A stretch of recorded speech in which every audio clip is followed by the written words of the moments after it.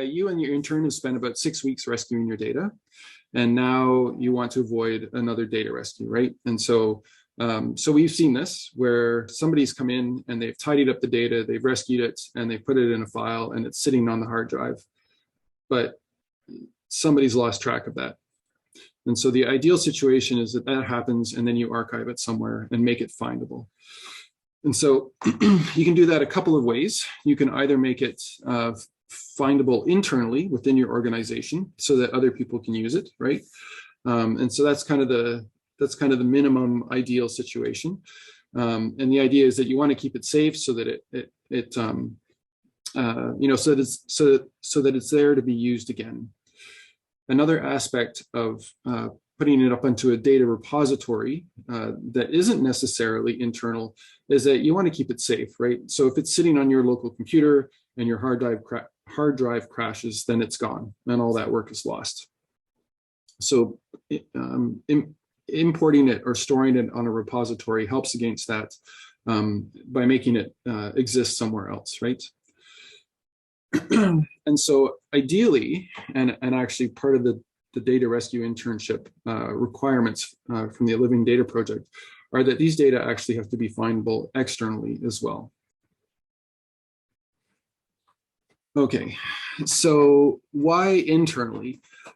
So why would you use an internal repository versus an external? And so some organizations have policies on data sharing and that sort of thing, and so you may need to keep it internal based on the policy of your company.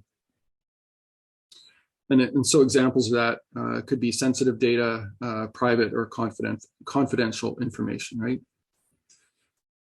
And so if those don't come into play, then ideally we're looking, or you would choose an external repository.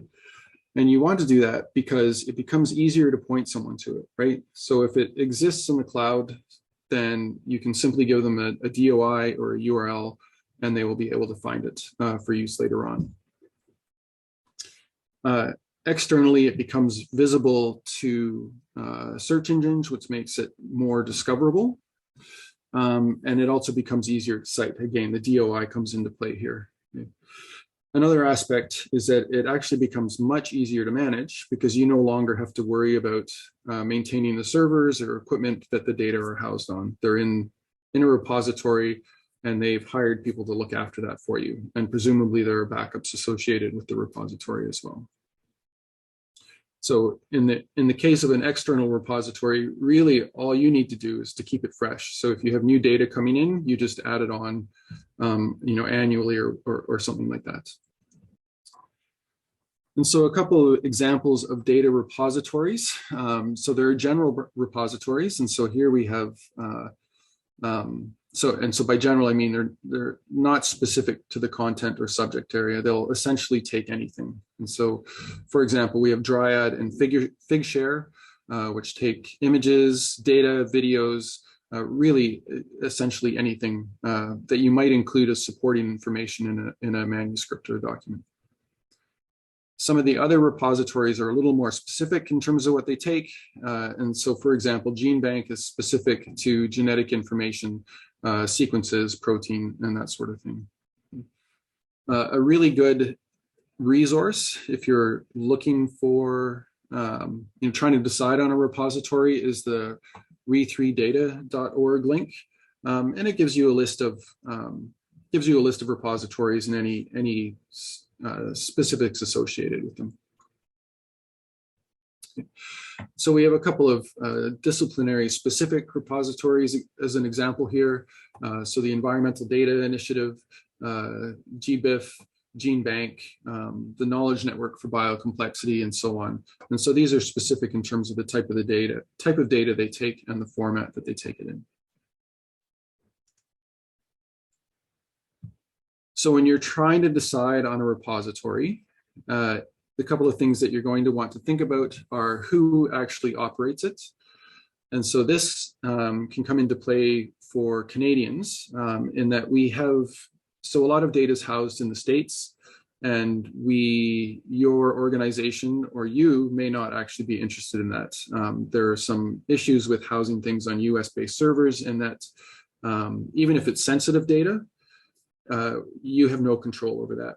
At any time, the U.S. government can gain access to it if they feel so inclined. Okay?